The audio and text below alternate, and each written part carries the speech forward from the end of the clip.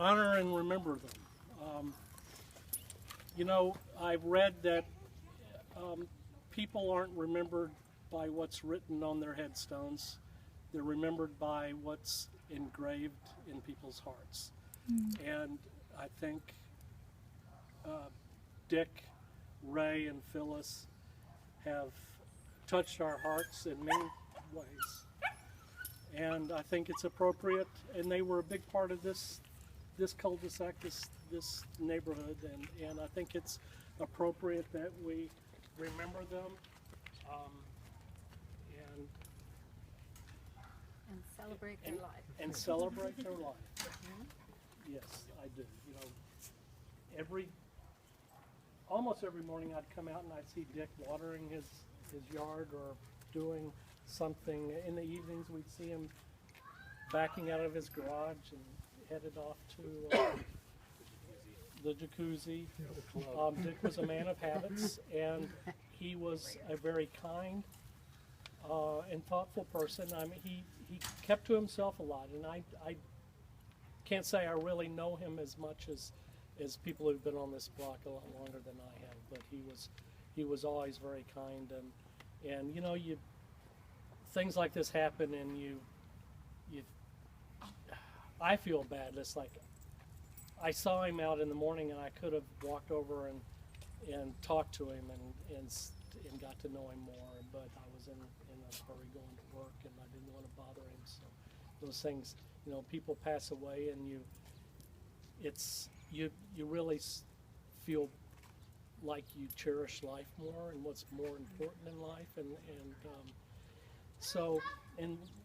Ray and Phyllis, they were just wonderful people and just a great example of a love for each other, for their faith, and they were always more than willing to give. They volunteered their time for different things, and they were just great people, and I think we should remember that. And you know, every time I drive past their house, Dick's house,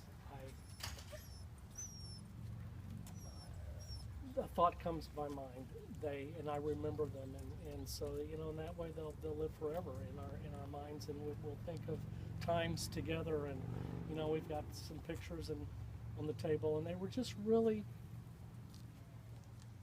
great people, and everybody has their memories of them, and we'll always remember the kindness they showed us when we first moved here. For Sean, and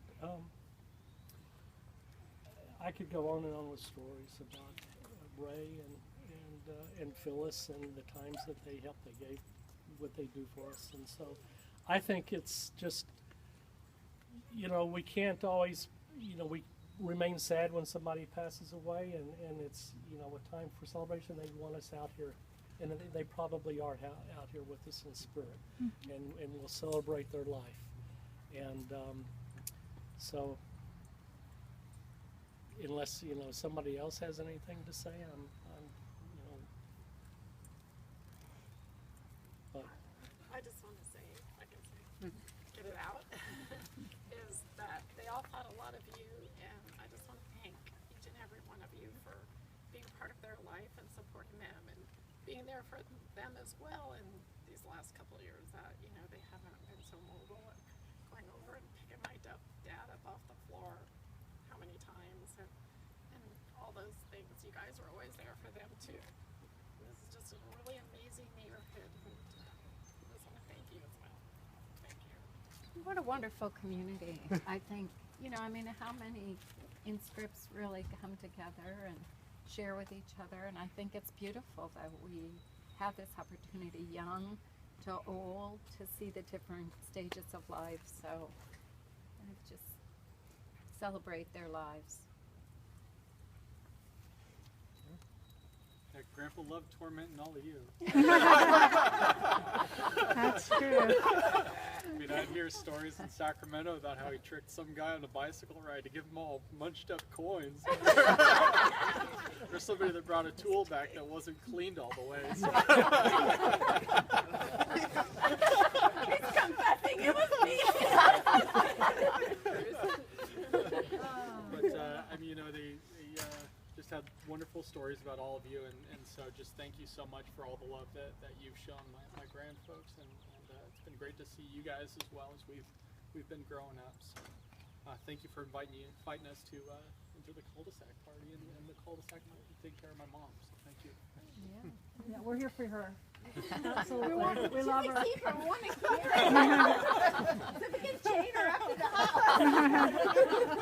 That's what we want to do. I don't know how she'd go estate sailing. But